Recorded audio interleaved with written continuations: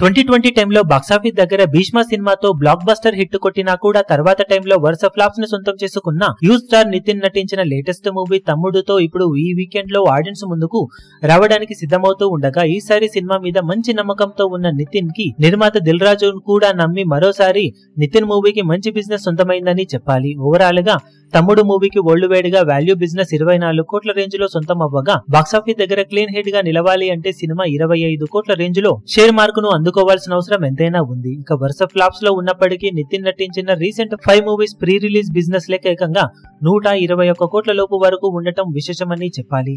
ఒకసారి నితిన్ నటించిన recent movies pre release business లెక్కలను గమనిస్తే తమ్ముడు మూవీ 24 కోట్ల వరకు బిజినెస్ ను అందుకోగా రాబిన్ హుడ్ మూవీ 27.5 కోట్ల బిజినెస్ ను అందుకుంది. ఎక్స్ట్రాడినరీ మ్యాన్ 24 కోట్ల వరకు బిజినెస్ ను సాధిస్తే మాచర్ల నియోజకవర్గం 21.2 కోట్ల బిజినెస్ ను, రంగ్దే మూవీ 23.9 కోట్ల వరకు బిజినెస్ ను అందుకుంది. కెరీర్ ఎప్పుడో మొదలు పెట్టినా కానీ ఇప్పటికీ మీడియం రేంజ్ హీరోల కన్నా మార్కెట్ పరంగా ఇంకా జోరు చూపించాల్సిన అవసరం ఎంతైనా ఉన్న నితిన్ ఓవరాల్ గా last 5 movies pre release business లెక్క 121 కోట్ల లోపు వరకు ఉండగా యావరేజ్ గా ఒక్కో సినిమాకు 24.2 కోట్ల రేంజ్ లో ప్రీ రిలీజ్ బిజినెస్ నైతే సొంతం చేసుకుంటూ ఉన్నాడు.